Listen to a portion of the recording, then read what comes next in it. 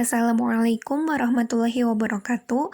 Kami dari kelompok C1, kelas 12 AK1, akan mempresentasikan hasil praktikum analisis bahan organik dan anorganik yang telah kami laksanakan. Adapun anggota kelompok C1, Puspita Maharani absen 21, Reva Aulia absen 22, dan Rozan Saifullah An-Nafi absen 23. Di sini saya akan menjelaskan tentang analisis kualitatif karbohidrat. Yang pertama pengertian, jenis senyawa karbohidrat, fungsi karbohidrat, dan uji kualitatif.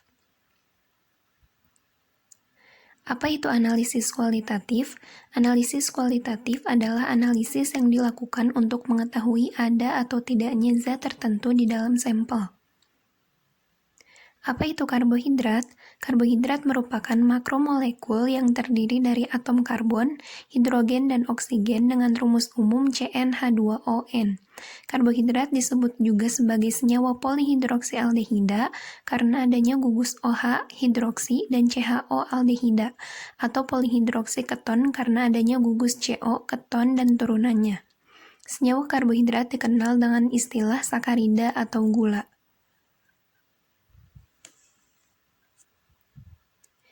Jenis senyawa karbohidrat yang pertama adalah monosakarida, terdiri dari 1 unit sakarida, disakarida terdiri dari 2 unit monosakarida, dan polisakarida terdiri lebih dari 10 unit monosakarida. Untuk contoh monosakarida yang pertama ada glukosa, fruktosa, dan galaktosa. Untuk disakarida, contoh yang pertama ada sukrosa, maltosa, dan laktosa. Untuk polisakarida, contohnya ada amilum dan selulosa. Fungsi karbohidrat yaitu sebagai sumber energi, pemberi rasa manis pada makanan, penghemat protein, pengatur metabolisme lemak, dan membantu pengeluaran feses. Macam-macam uji kualitatif karbohidrat. Yang pertama uji Molis untuk mengidentifikasi karbohidrat secara umum, uji Barfoot untuk mengidentifikasi karbohidrat monosakarida, uji Fehling, uji Benedict, dan uji Tollens untuk mengidentifikasi karbohidrat jenis gula produksi, uji Seliwanov untuk mengidentifikasi karbohidrat jenis ketosa, uji iodin untuk mengidentifikasi karbohidrat jenis polisakarida, uji Osazon untuk mengidentifikasi bentuk kristal senyawa karbohidrat, dan uji hidrolisa sukrosa untuk membuktikan sifat sukrosa.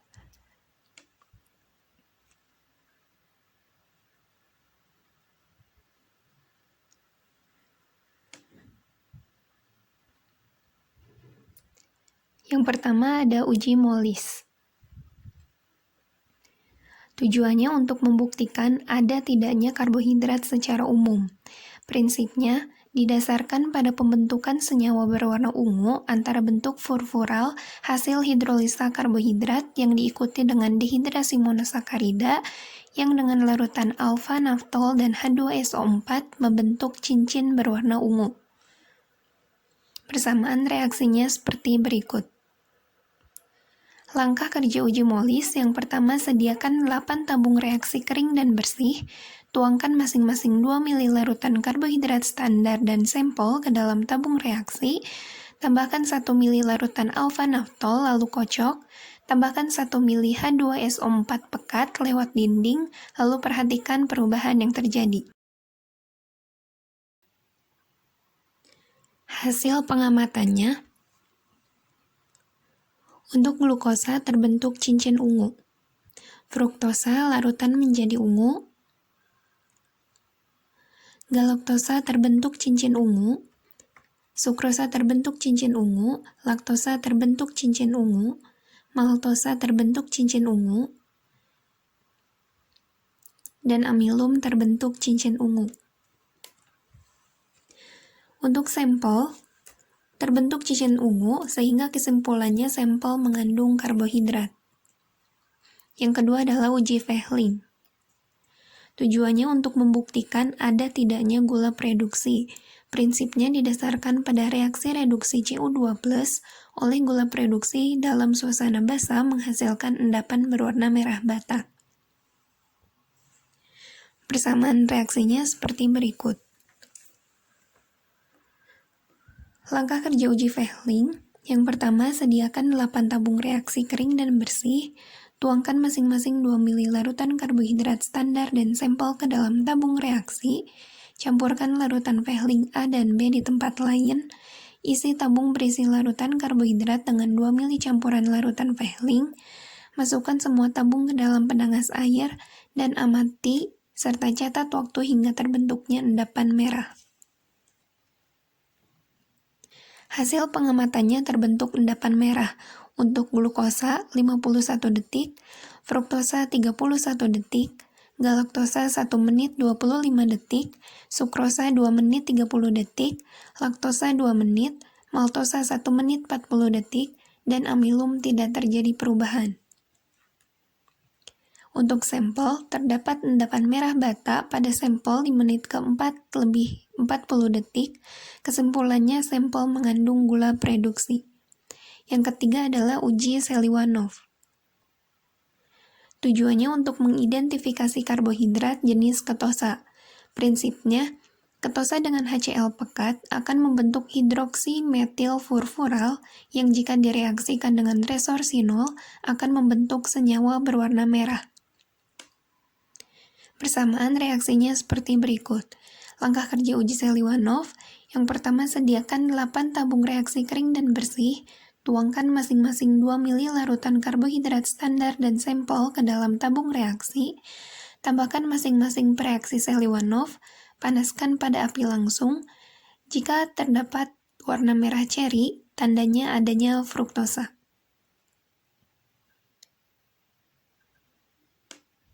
Hasil pengamatannya terbentuk warna merah ceri. Untuk glukosa tidak terjadi perubahan.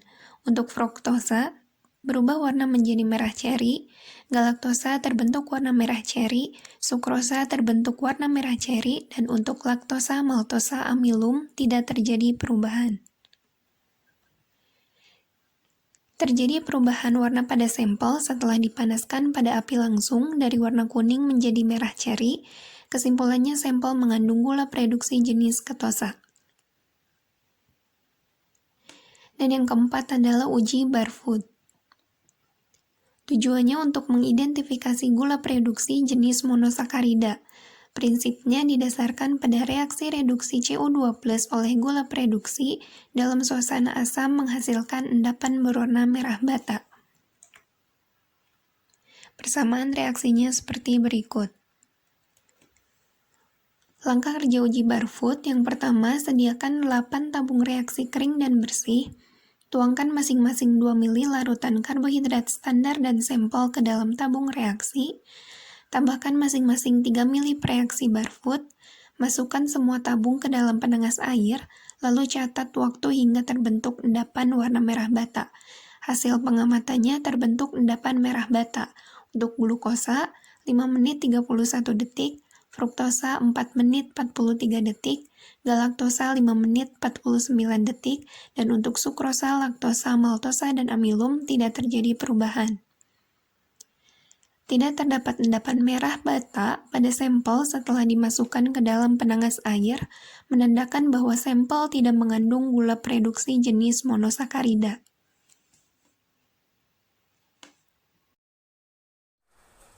Assalamualaikum warahmatullahi wabarakatuh. Perkenalkan, nama saya Rozan Saiful Anapi dari kelompok C1 kelas 12 AK1. Di sini saya akan mempresentasikan materi tentang analisis kuantitatif karbohidrat. Rekan satu tim saya ada Puspita Maharani dan Repa Aulia. Saya akan membahas pengertian, pembahasan, perhitungan, dan kesimpulan tentang analisis kuantitatif karbohidrat. Apa itu analisis kuantitatif? Analisis kuantitatif adalah suatu analisis yang digunakan untuk mengetahui kadar dan kandungan suatu zat atau senyawa yang terdapat dalam sampel uji. Lalu apa itu karbohidrat? Karbohidrat merupakan makromolekul yang terdiri dari atom karbon, hidrogen, dan oksigen dengan rumus umum CnH2ON. Fungsi karbohidrat yaitu sebagai sumber energi, memberi rasa manis pada makanan, membantu pengeluaran feses, penghemat protein, pengatur metabolisme lemak. Jenis senyawa karbohidrat dibagi 3, yaitu ada monosakarida, disakarida, dan polisakarida. Monosakarida terdapat glukosa, fruktosa, dan galaktosa. Pada disakarida terdapat sukrosa, maltosa, dan laktosa. Pada polisakarida terdapat amilum dan selulosa. Lalu metode analisis kuantitatif karbohidrat ada 5 jenis, yaitu fenol asam sulfat, asam dinitrosalisilat, Nelson-Somogy, Lupskrull, dan Antoron. Metode Lupskrull yaitu untuk menentukan kadar monosakarida, disakarida, dan polisakarida dalam suatu sampel bahan makanan. Metode Lupskrull merupakan metode yang digunakan untuk menentukan kandungan gula dalam sampel yang didasarkan pada pengurangan ion tembaga 2 oleh gula kemudian menjadi sisa tembaga. Prinsip dasar metode Lupskrull yaitu tereduksinya kupri oksida Cu2+ menjadi kuprooksida Cu+ dengan adanya gula reduksi. Proses metode Lupskrull ada 3 tahapan, yaitu sebelum atau tanpa inversi, yang kedua ada inversi lemah, yang ketiga inversi kuat. Pengertian inversi. Inversi atau yang biasa dikenal sebagai hidrolisis merupakan proses pemutusan ikatan glikosida dari senyawa karbohidrat kompleks disakarida atau polisakarida membentuk monosakarida dalam suasana asam dan panas. Yang pertama ada sebelum inversi atau tanpa inversi. Tujuan dari sebelum atau tanpa inversi yaitu menentukan karbohidrat dalam bentuk monosakarida saja. Prinsip kerjanya, gugus aldehid dari gula sederhana dioksidasi oleh Cu2+ berlebih dalam suasana basah menjadi senyawa karboksilat. Kemudian, kelebihan Cu2+ direaksikan dengan Ki pada suasana asam. I2 yang terbentuk dititrasi oleh larutan Na2SO2O3 atau natrium tiosulfat standar dengan indikator amilum sehingga Ta warna biru tepat menghilang. Pada Te milieka Lupskrull sama dengan milieka Cu2+ total dikurangi Cu2+ sisa. Persamaan reaksinya sebagai berikut. Lalu yang kedua ada inversi lemah.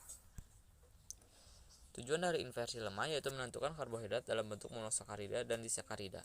Prinsip kerjanya yaitu sejumlah tertentu sampel diinversi dalam suasana asam dan pada suhu 70 derajat Celcius untuk menghidrolisis disakarida menjadi gula sederhana. Gugus aldehid dari gula sederhana tersebut dioksidasi oleh Cu2+ berlebih pada suasana basah menjadikan senyawa karbohidrat.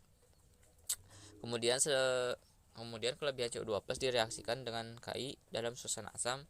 I2 yang terbentuk dititrasi oleh larutan natrium tiosulfat standar dan indikator amilum sehingga Ta berwarna biru tepat menghilang. Pada Te milieka Lupskrull sama dengan milieka Cu2+ total dikurangi Cu2+ sisa. Ini persamaan reaksinya sebagai berikut. Lalu yang ketiga ada inversi kuat. Inversi kuat bertujuan untuk menentukan karbohidrat total yang ada di dalam sampel dalam bentuk monosakarida, disakarida maupun polisakarida. Prinsip kerjanya sama seperti yang inversi sebelumnya. Pada Te milieka Lupskrull sama dengan milieka Cu2+ total dikurangi Cu2+ sisa. Persamaan reaksinya sebagai berikut. Data pengamatan uji kuantitatif karbohidrat metode Lupskrull inversi lemah bisa dilihat sebagai berikut. Alatnya ada gelas kimia, pipet ukur, pipet tetes, sabuk ukur, Erlenmeyer, gelas ukur, pipet ukuran, buret, klem statif, batu didih, alat reflux, dan penangas air. Bahannya ada sampel makanan biskuit, HCl 25%, NaOH 20%, reaksi Lupskrull, indikator fenolphtalin, H2SO44N, kalium iodida, indikator amilum, dan larutan standar natrium tiosulfat kurang lebih 0,1 N. Pembuatan larutan sampel. Pada inversi lemah, preparasi sampel, menghaluskan sampel biskuit, kemudian menimbang sampel biskuit sebanyak kurang lebih 1 gram dengan gelas kimia 100 ml di neraca teknis.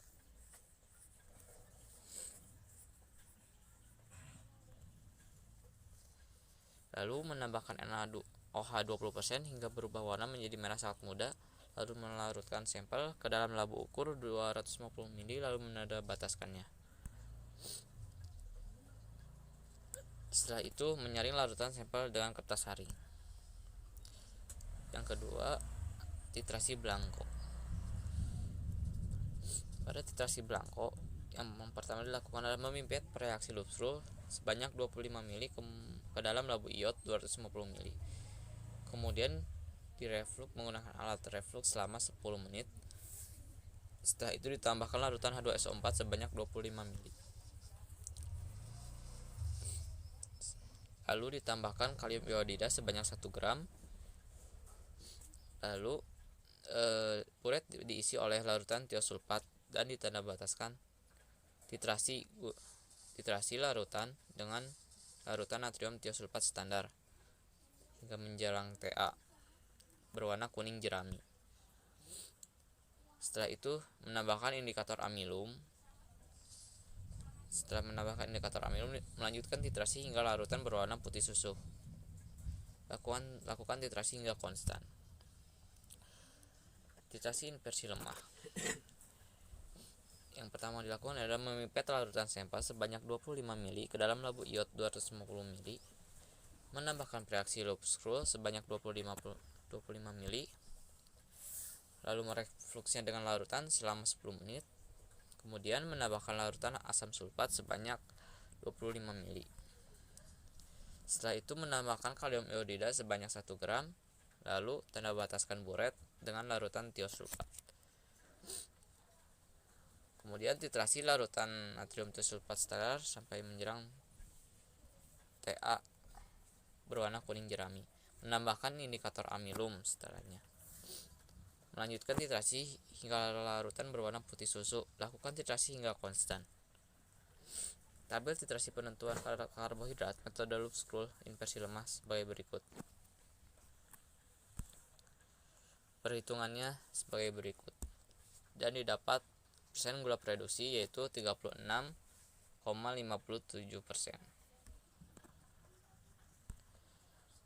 Terima kasih. Assalamualaikum warahmatullahi wabarakatuh. Saya Reva Aulia, perwakilan dari kelompok C1 kelas 12 AK1 akan mempresentasikan hasil praktikum ABA dan ABO dengan judul analisis kadar oksigen terlarut atau dissolved oksigen. Saya mewakili dari dua rekan saya, Puspita Maharani dan Rozan Saifullah Anafi. Yang akan saya jelaskan, pertama ada pengertian, pembahasan, perhitungan, dan kesimpulan. Dissolved oksigen. Apa itu dissolved oksigen? DO atau dissolved oksigen adalah jumlah oksigen terlarut dalam udara yang berasal dari proses fotosintesis tanaman yang hidup di perairan dan dari atmosfer atau udara yang masuk ke dalam air untuk respirasi aerob mikroorganisme. Dissolved oksigen juga didefinisikan sebagai miligram oksigen yang terlarut dalam 1 liter air.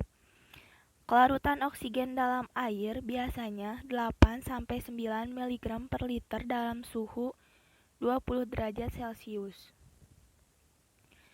Adapun faktor yang mempengaruhi kandungan dissolved oksigen.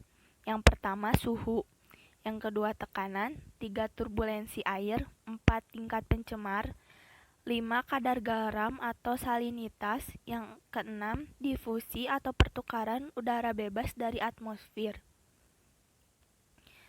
Dissolved oksigen juga bisa digunakan sebagai parameter untuk menentukan kualitas air.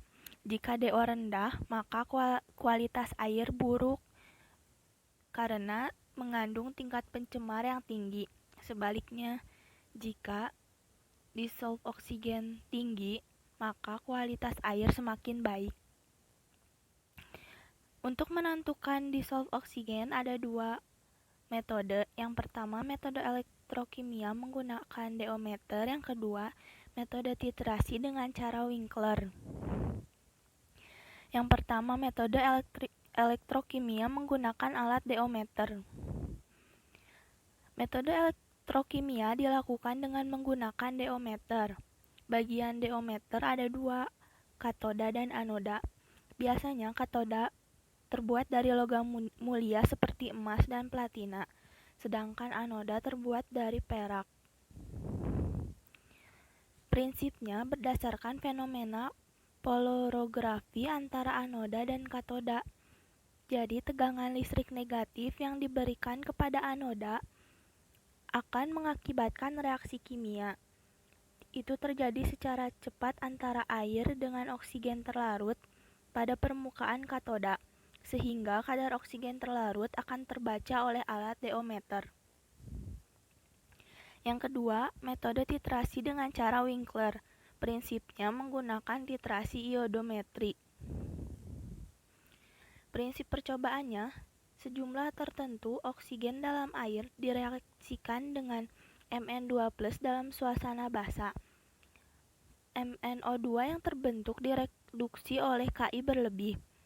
I2 yang terbentuk yang ekuivalen dengan MnO2 serta O2 dititrasi dengan natrium tiosulfat standar dengan bantuan indikator amilum sampai warna biru tepat menghilang. Pada Te, mili ekuivalen I2 sama dengan mili ekuivalen MnO2 sama dengan mili ekuivalen O2 sama dengan mili ekuivalen S2O3 2-, sehingga ppm oksigen dapat terhitung. Persamaan reaksinya, mangan sulfat ditambah 2 kalium hidroksida menjadi mangan 2 hidroksida ditambah kalium sulfat. 2 mangan 2 hidroksida direaksikan dengan oksigen menjadi 2 mangan oksida ditambah 2 air. Mangan oksida ditambah 2 imin ditambah 4H+ menjadi Mn2+ ditambah iodium ditambah 2 air. Iodium direaksikan dengan amilum menjadi I2 amilum. I2 amilum direaksikan dengan 2 natrium tiosulfat menjadi natrium tetrationat ditambah 2 natrium iodida ditambah amilum.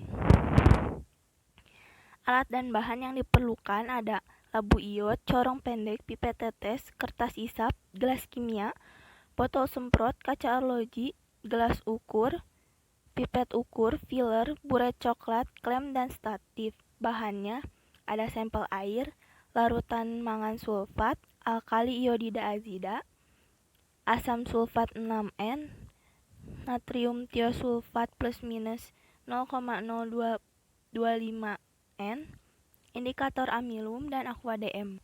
Langkah kerjanya, yang pertama kita harus menghitung volume botol dengan cara menimbang labu iod kosong plus kelereng, lalu mengisi labu iod dengan air keran hingga penuh,